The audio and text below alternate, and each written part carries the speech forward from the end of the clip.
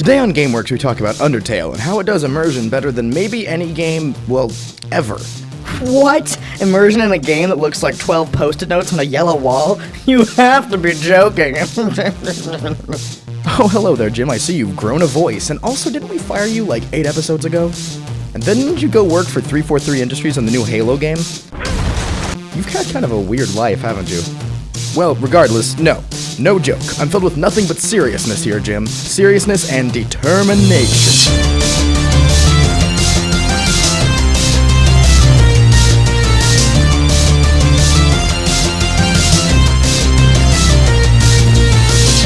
Okay, but seriously, don't come back this time.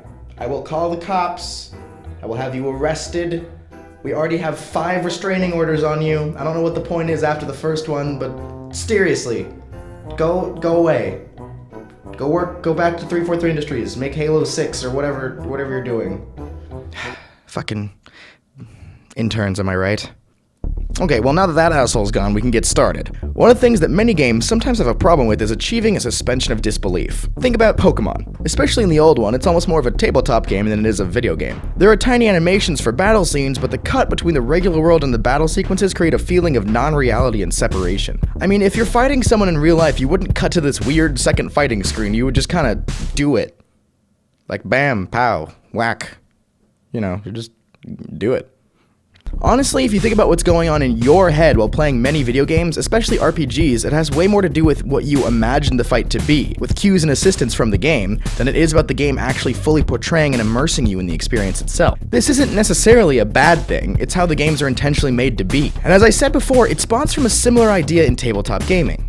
Because of this, we are used to having, especially in RPGs, certain things that we take for granted in our suspension of disbelief. Like, sure, my character doesn't have some in-universe level that represents their strength, but it's a shortcut for making the game relatable and understandable to the player. It's hard to outwardly show inward signs of strength, so we just have a number that represents it. Easy. We take this sacrifice of immersion willingly, because without it, the game probably isn't as fun and just doesn't work that well. Even in games that aren't RPGs, there's still some vague separation, a tension between you, the player, and the character on screen. It varies depending on game, but most games have at least some sort of problem with this. If it's a choice-based game where there's multiple things to do, does the game react to you realistically? Are these artificially limited choices ones that you would make? If there's a dialogue tree, are these 4 options the only things you would say? Probably not. At least not all the time. Or if it's a linear story, it's clearly not you playing it, so how do you get immersed then? You're controlling a character who is blatantly not you. How do you reconcile that? Most types of games have this problem in one form or another, but Undertale shows us how we can avoid this.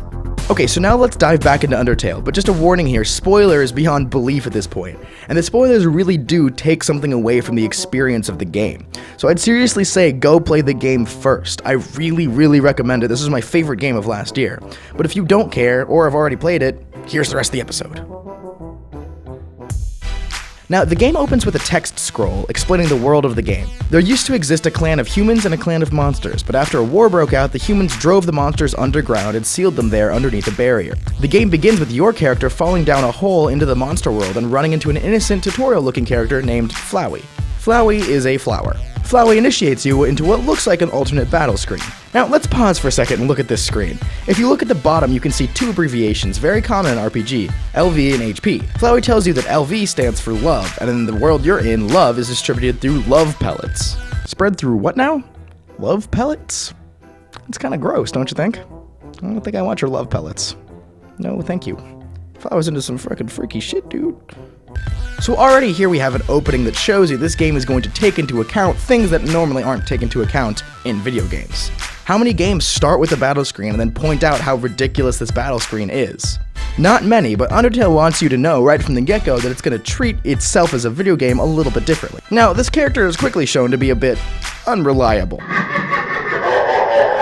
Now, in one of the other final scenes, it's revealed that love itself is also an acronym. It stands for Level of Violence. If you're thinking that that acronym is a little loose, well, welcome to the writing of Undertale. As you go through the multiple branching paths of Undertale, it becomes clear that saving and loading are more than just functions in the game. They're actual in-universe time-warping functions that your character has as a result of the strength of your human soul, and the determination inside of it. Now in this game, determination first just looks like a running joke every time you save, but then it becomes clear that determination is actually a shorthand for the aspect of the human soul that makes them stronger in this game. It's not just some adjective to describe describe someone, it's a legitimate thing that humans have that makes their souls more powerful in this game. In the story of the game, one of the scientists for the monsters experiments with injecting determination from human souls into monster souls to create something powerful enough to break the barrier holding the monsters underground. This, combined with the dying soul of the prince of the monsters from earlier in the game, creates the creature known as Flowey the Flower that we see.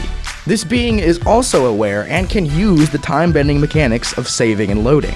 This game is famous for having several endings and several different ways to play the game, but if you defeat the game without killing anyone or anything ever, and I mean ever, even if you kill something by accident and go to a previous save, the game will still remember, you manage to get a happy ending where you purify Flowey's soul and break the seal holding monsters underground, leading them all to a happy life on the surface. But if after this you restart the game, Flowey pops up one more time.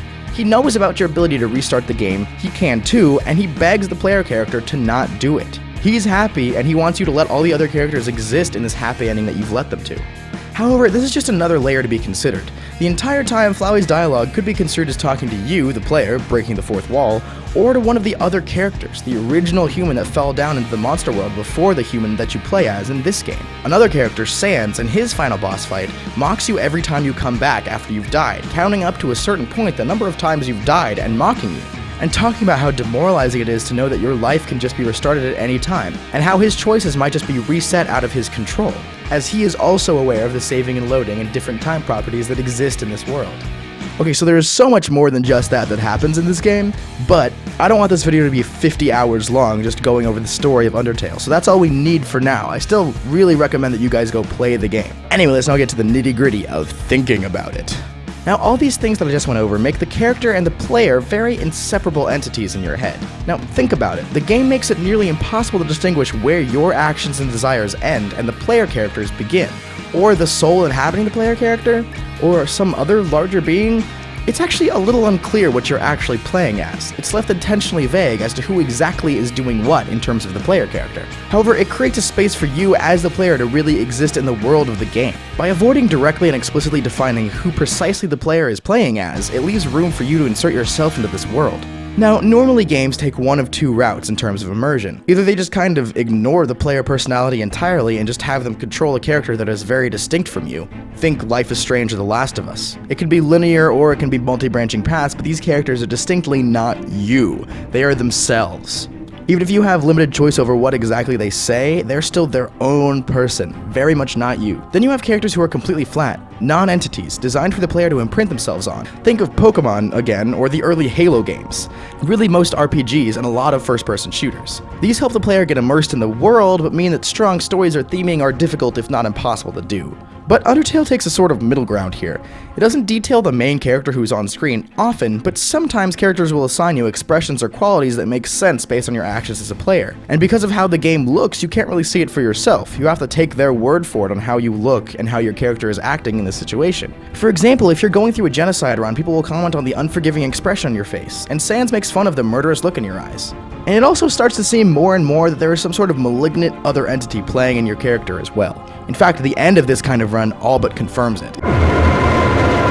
If you're doing a pacifist playthrough though, people will react to you and describe you as a friend because you've made decisions as a player that color you in that way. Now, like I said before, there may or may not be the soul of another human residing in your on-screen character. At the end of the genocide run, your character can sometimes attack people in the battle screen without you even pushing the attack button, further pushing the idea of this kind of dissonance of where you, the player, are in the game. Like I said before, are you playing the character on screen in the game? Is your character its own person? Or are you playing as some sort of malignant soul inside of the character you see on screen? Or are you playing in tension with that other soul? The game hints at all these possibilities, but doesn't ever fully imply or choose one, giving you space to immerse yourself, but also to find an interpretable mystery. The story also lets you feel close to it, because any friendships you form in the game actually feel natural and real. This is partly because of the writing, which is very good, but it's also a result of your specific decisions. These friendships don't have to happen. You can go through the entire game and murder everybody, or only become friends with half of the characters, maybe just not with the rest, or murder them too. Any friendships that you form with other characters in the game feel real and natural because they're a result of your decisions. All of this makes playthroughs of this game weirdly emotional for a game that looks like, well, this. It also, as I mentioned earlier, incorporates saving, loading, and an acronym that normally stands for level. Things that, as any reasonable person who plays video games would think on starting the game, are just part of it being a game. The game takes your assumptions on how an RPG should work and messes with it. Battle screens and the turns you take in games are also in-universe things. Some characters avoid being killed by you by refusing to enter a battle screen with you, and during one boss fight, a boss traps you in his turn so that you can't reach the attack button. These are genius iterations on the way that RPGs normally work. Even on how the game looks and sounds, it'll trick you. Now obviously this is a text dialogue-based 16-bit game, but at some points this game breaks both of those in spectacular fashion. In the average game, you as a player accept a certain level of separation that you have from the game, and that's honestly okay. Many games are designed around this. Like in the RPGs I mentioned, where levels and stats are more part of the secondary battle screens than the main overworld, lending itself to two separate feels and not just breaking the immersion by including signifying numbers in the main story-driven side of the game.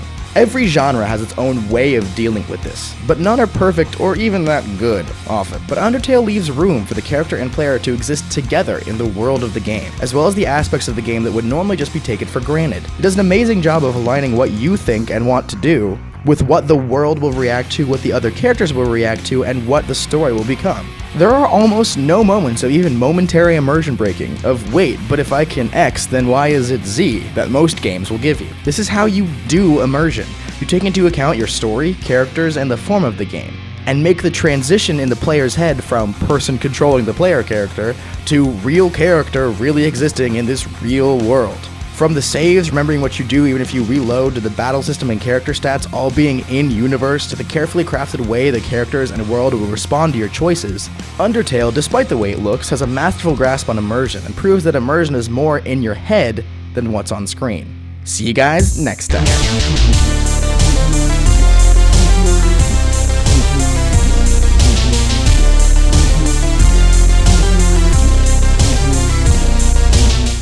And that's a huge difference between that Fallout and Fallout 3. Because Fallout Space in video games and real life is usually very similar. Now, there are obviously some video game specific aspects to design, but the core of the experience usually remains the same.